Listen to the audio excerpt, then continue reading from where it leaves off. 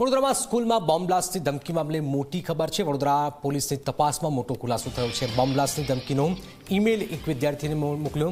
શાળાના એક વિદ્યાર્થીએ જ ઈમેલ મોકલી ધમકી આપી છે। કારેલીબાગની બ્રાઇટ સ્કૂલના વિદ્યાર્થીએ જ આ ઈમેલ મોકલ્યો હતો। પરીક્ષાઓ રદ થાય તે ઉદ્દેશથી આ ઈમેલ મોકલાયો હતો। પોલીસે વિદ્યાર્થીને તેના વાલીને બોલાવી સમજણ પણ આપી હતી। હવે આપ જોઈ રહ્યા છો કે બાળકોની અંદર પરીક્ષા લઈને શું મોટી મુશ્કેલી છે કે આ વિદ્યાર્થી જ પોતે ઈમેલ મોકલે છે અને બોમ્બ બ્લાસ્ટની ધમકી આપે છે। આ એક વિદ્યાર્થીએ જ ઈમેલ મોકલ્યો હતો। વાલીને પણ બોલાવાયા।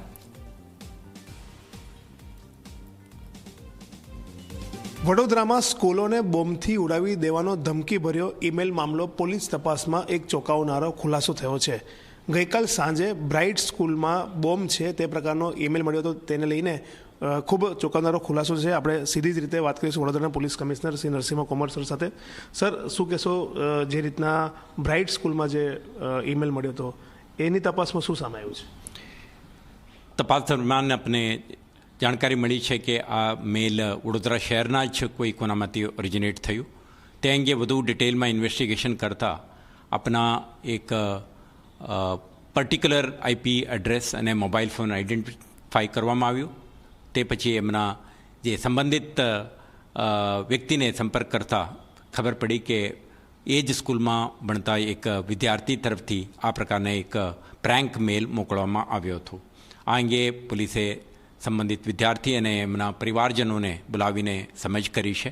આમાંથી આપણે સ્પષ્ટ કહેવા માંગીએ છીએ કે જ્યારે મિસ્ચીવિયસ મેલ અન્ય સ્કૂલોમાં મોકલવામાં આવી રહ્યો હતો, આના ઇમ્પેક્ટથી કેટલાક સ્કૂલો બંધ થયા હતા, તો કોઈ વિદ્યાર્થી એવા મિસએડવેન્ચર ના કરે કે એજ્યુકેશન એકેડેમિક એક્ટિવિટીને ડિસ્ટર્બ કરવા માટે એક મિસ્ચીવિયસ મેલ મોકલીને સ્કૂલ બંધ થાય એવા પ્રયાસો ના કરે।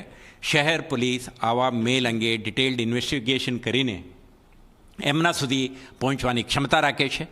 તો આવા કૃત્યો અપરાધિક બનાવ ગણાય અને કોઈ વ્યક્તિ, વિદ્યાર્થી કે અન્ય નાગરિક આવા મિસશીફ કરીને એકેડેમિક એક્ટિવિટીઝને ડિસ્ટર્બ કરવાની પ્રયાસો ન કરે એવું અપીલ છે। સાહેબ, શું કારણ છે? તમે એમને પૂછતાછ કરી હશે, આ મેલ કરવાનું કારણ શું હતું?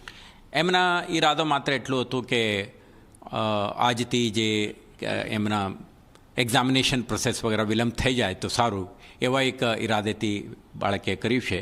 તો આ અંગે આપણે એમને સમજ કરી છે, એમના પરિવારજનોને પણ સમજ કરી છે। કડકાઈથી એમણે સૂચના આપી છે કે આવા પ્રયાસો નહીં કરવા અને કરે તો અપરાધિક બનાવ ગણાશે। બિલકુલ। તો જે રીતના વડોદરા પોલીસ કમિશનર નરસિંહ કુમારજીએ ખૂબ મોટો ખુલાસો કર્યો છે કે જે સ્કૂલમાં મેલ મળ્યો હતો તે જ સ્કૂલના વિદ્યાર્થીએ આજથી શરૂ થતી પરીક્ષાઓને રોકવા માટે આ પ્રકારનો ઈમેલ કર્યો હતો અને પોલીસે એ વિદ્યાર્થી તેના વાલીને બોલાવીને સમજ આપી છે કે આ પ્રકારનું કૃત્ય એ ગુનાહિત કૃત્ય છે, આવું ફરીથી ન થવું જોઈએ। અને ક્યાંક ને ક્યાંક કહી શકાય કે વિદેશની ધરતી પરથી આવતા ઈમેલનો સહારો લઈને કેટલાક લોકો, કેટલાક વિદ્યાર્થીઓ અથવા અન્ય નાગરિકો આ પ્રકારના ઈમેલ મોકલીને આખી સિસ્ટમને ડિસ્ટર્બ કરતા હોય છે। કેમેરામેન મુકુંદ દવે સાથે રવિ અગ્રવાલ, ઝી મીડિયા, વડોદરા।